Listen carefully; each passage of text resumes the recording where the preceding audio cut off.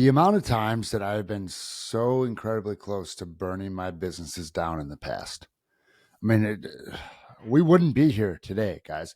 And I see coaches every single week who all of a sudden I check in on their stuff and that yeah, man, I'm going to start with you next month. I'm just getting some stuff together. They haven't posted in a month. They're not doing it anymore. And sometimes it's the right call. More often, though, I know because this has been happening for a few years. I check in on them a couple of years later. Like, man, how'd you do it? How do you stay going? And that's the thing, guys. Like, we look for these systems. We look for this organizational toolkit. We look for this dashboard. We look for the ad strategy. And it's all of that is just an add-on to the most important piece. And that's recognizing what levers are being pulled when we are in our business. I see individuals go through nasty divorces, nasty breakups, and then start blaming their business for their life. Not to mention like the choices they made along the way, or maybe the fact that the other person was just toxic. But because they're now in this raw emotional state, they want to burn their business to the ground that they just had a record fucking month in. Guys, the victim mentality is an acquired personality trait where the victim mentality is an acquired personality trait where a person tends to regard themselves as the victim of the negative actions of others, even in the absence of clear evidence, and it depends on a habitual thought process and attributions. Attributions, aka if we have stories running in our head that say, nope, I'm not worthy of this business. Nope, I'm not that person that makes this money. Then as we start to toe up against that line, that edge of our identity, guess what is going to happen? We're going to say things like, nah, man, it took too much work to get here. No, I don't enjoy this business. Really? Like, maybe that's true. And maybe there's ways to fix that as opposed to saying, nope, I need to burn it down because I believe that I don't deserve this level of income. I don't believe that I am the person who deserves to run a business like this. I don't believe that I am the person who can go out and be fully seen in my rawest expression of me, fully delivering my unique gifts to the world. I don't believe that. So what am I going to do? I'm not going to admit that I don't believe that because that would actually crack the door open into me shifting that belief and having to step into a new paradigm.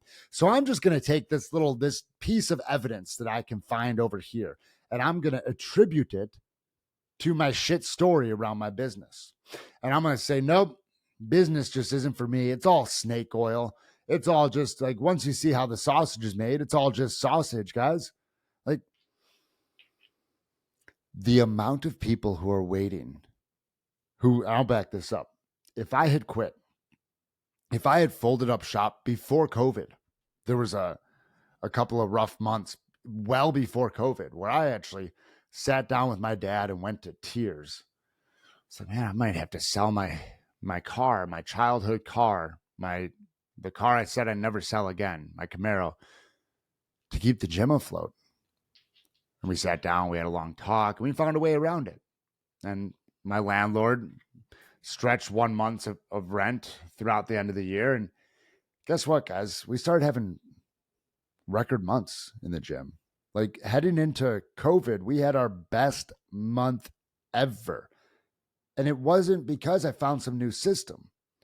It was because I moved through the story that was saying, no, I don't deserve the gym. So that must mean I don't deserve this car either, because obviously, like, I'm not making money right now, so I don't deserve any of this. No, I found a solution, and I kept moving. I decided, and I kept going.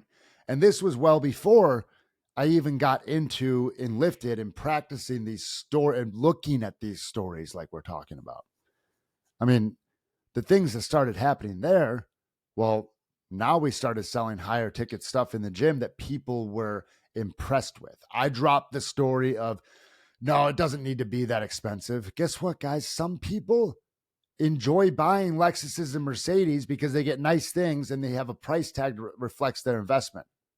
Some people want to spend a lot of money on the things that they like.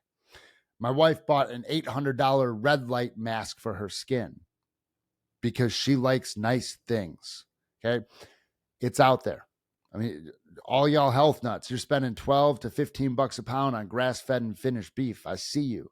You like nice things.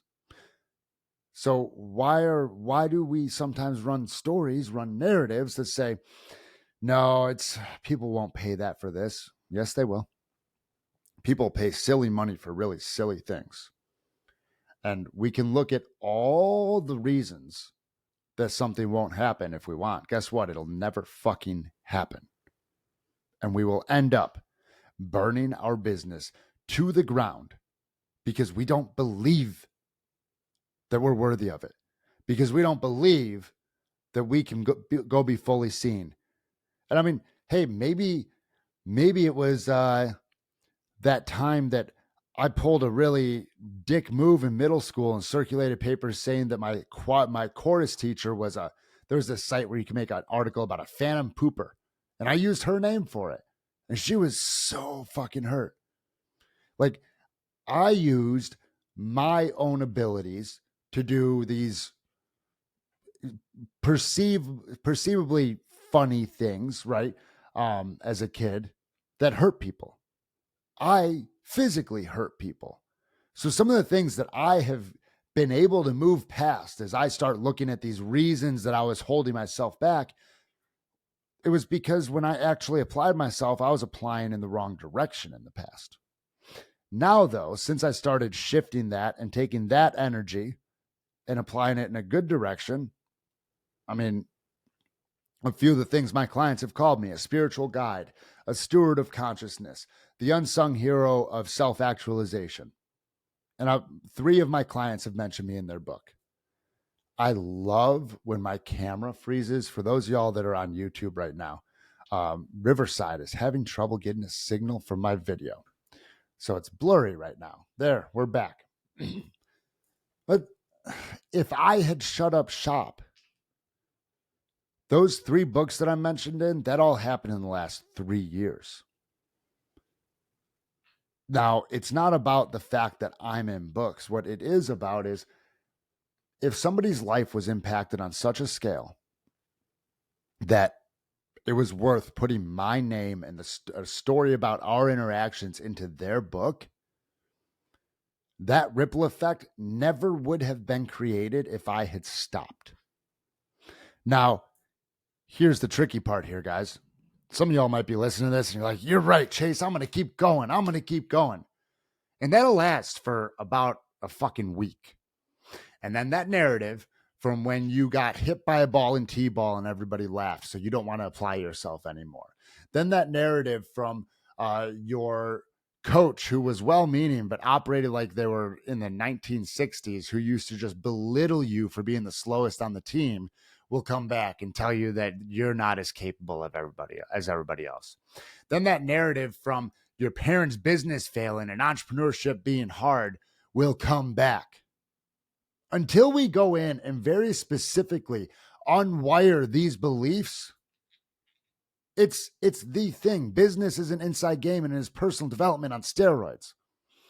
And here's the funny part, y'all. A lot of you coaches know this. Yet the content of mine that you consume the most is 3 ways to overcome DM objections. Like, yeah, that's cool. And you know what happens when we lean into these stories and unwire them so that we can actually become the person who runs the business? We know what we're selling. We know the change that we affect. So guess what happens?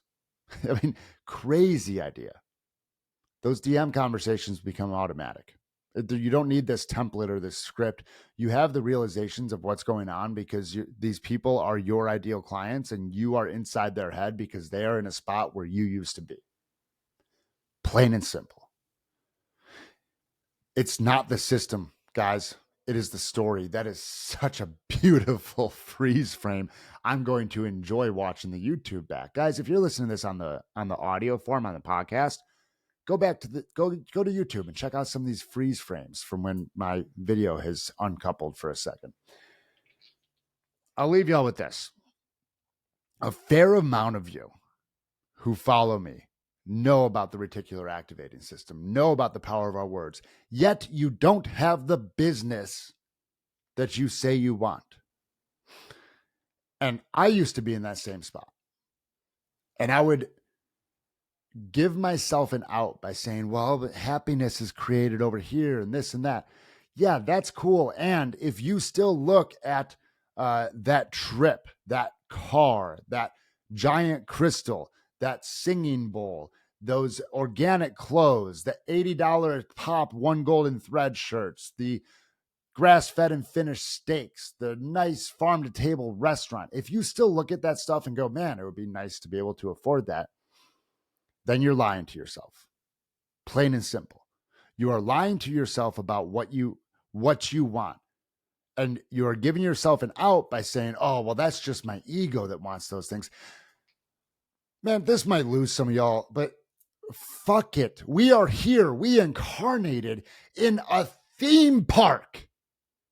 So stop trying to kill your ego and start reintegrating it into your story and use it to deliver your most raw, authentic, powerful fucking magic, because people need it. And the more that you let the stories win that say, no, we can play small, that really underneath that story is, I don't want to be fully seen. I don't think I deserve this success. I am still operating from that little kid who grew up without money, and I think that's who I am. The more that you let those stories win, the more that you let your potential clients down. And I know that anybody who made it this far through this episode, that right there ought to be enough to start moving the needle. My question to you, though, is what the fuck are you going to do about it?